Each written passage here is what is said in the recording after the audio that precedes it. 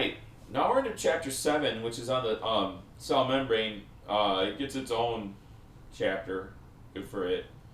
Um, anyway, basically, the cell membrane, it kind of gives us the basic the line between the cell and the outside environment. As you can see here from the slide, it exhibits or shows selected permeability, so some things can get in the cell and some things can't. Our current model of the cell membrane is called a FluidMosaic model, and we'll get into what that means. Just remember though, mosaic is I think of like mosaic art where you've got a bunch of little tiles that make up the whole. So in we're going to have a mosaic of proteins and phospholipids and whatever else, and that's going to make up the whole of our cell membrane. So just a little refresher, here's a phospholipid. Remember, a phospholipid is a phosphate, a glycerol, and two fatty acid tails, and the phosphate part of the phospholipid is facing into the water, whether it's the outside environment or the inside environment. And then the fatty acid tails they're interacting with each other hydrophobically, and that's the inside portion of our phospholipid bilayer. Anyway, there were some scientists, Singer and Nicholson, and they proposed the phospholipid bilayer. Before, it was thought that you had it was like almost like a sandwich model where there was proteins on the outside and phospholipids on the inside, and eventually using data, which we'll look at in a minute, from electron microscopy, they realized it wasn't quite the case. Here you can see though a model of our phospholipid, our cell membrane, and we still have phospholipids everywhere, but then we have different types of proteins. The inside portion of this protein would be hydrophobic, and then the outside portions would be hydrophilic.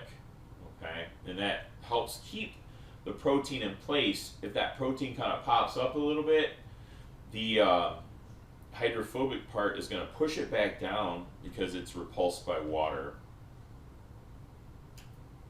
So here's the freeze fracture.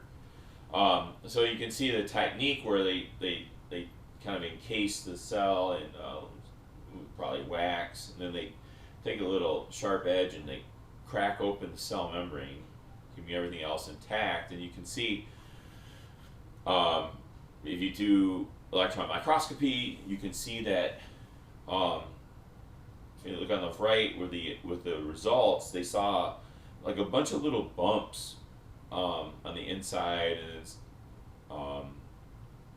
layers, and what that was telling them is that the protein wasn't like all on the outside; it was actually embedded into the phospholipids.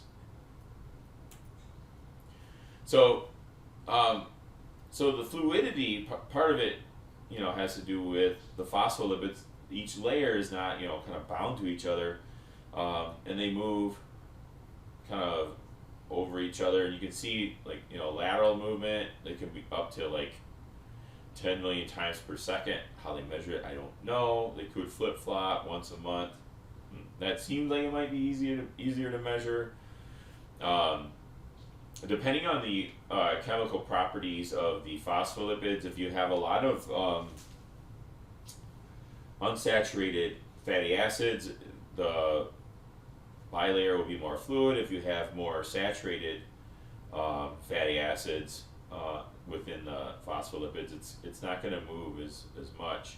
And then the bottom kind of diagram shows you how cholesterol kind of fits into all that. And remember, cholesterol is only found in animal cells, not plants or anything else that we found. So here's close up. Remember. Now, this speaks to the fluidity. This experiment speaks to the fluidity of the membrane. So, and I'm not sure who thought up of this, but they took mouse cells and they took a human cell, all right, and they tagged the proteins in both the cells with like a different marker, like a different fluorescent expressing marker. And then they combined the cells, they smushed them together, and they created what we would call a hybrid cell, hybrid mouse-human cell.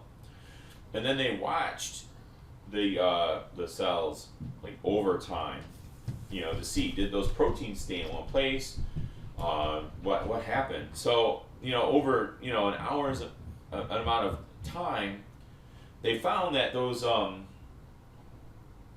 proteins just did not stay in place. It didn't even matter. You have two totally different species. Those proteins like mixed. They moved, probably kind of in a uniform distribution, and that's so that's the fluid part of our FluidMosaic model. Oops. All right. So just speaking to the mosaic, the membrane is, like it says, a collage of different proteins, and those different proteins are going to have different functions. Whoops. So you can actually see here are the parts of the stuff that's outside. We call it the extracellular matrix. You can see, the mosaicness, if you will, of the different proteins in here. And then some of our friends of the cytoskeleton are on the inside part of the cell, where we have some microfilaments, and that's keeping that's giving it the cell its shape.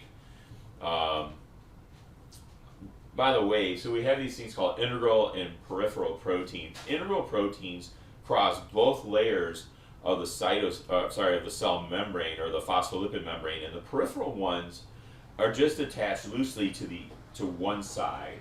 Okay, so integral crosses both. Peripheral is just on one side. So stop throwing the ball. We have a guest speaker here. Anyway, so just kind of talking about the different Tommy. the different the types of functions. We have transport, which allows materials to go to both sides. Those proteins might be a site of enzymatic activity, where maybe a certain reaction needs to occur on the membrane. It could be used for signaling, like receiving a signal. It could be cell recognition. Maybe these proteins are just used to attach two cells together in a tissue, or maybe to attach something to the cytoskeleton.